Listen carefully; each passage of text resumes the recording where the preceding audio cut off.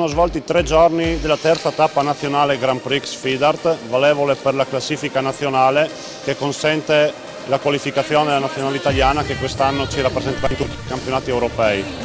Abbiamo avuto quasi 400 persone nell'arco dei 3 giorni, venerdì, sabato e domenica, provenienti da tutta Italia. Siamo stati ospitati negli impianti sportivi dell'albergo-ristorante La Stazione di Cordovado, un torneo organizzato dalla GEV di San Vito al Tagliamento.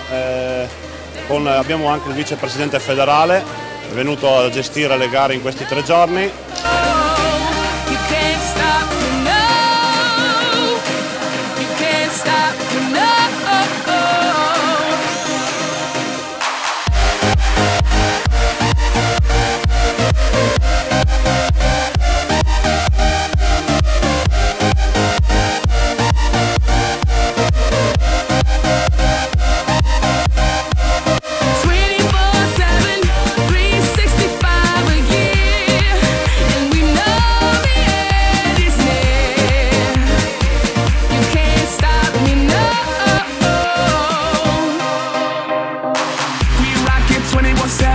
Rock on 365, we keep on going and going, how music never dies. Bring on the drum, carry on and rock alive.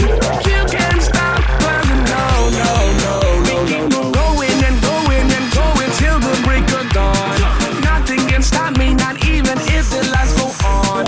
One thing on my mind is to get my party on. You can't stop, but no, no, no, no, no, no.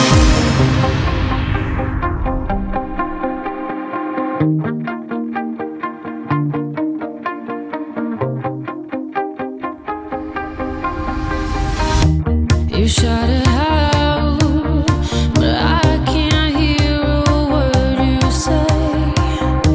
I'm talking loud, not saying much.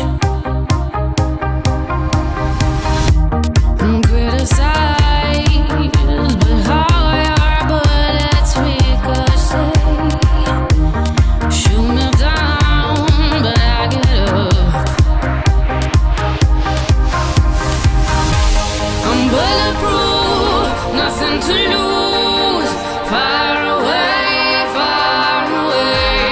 ricochet. You take your aim.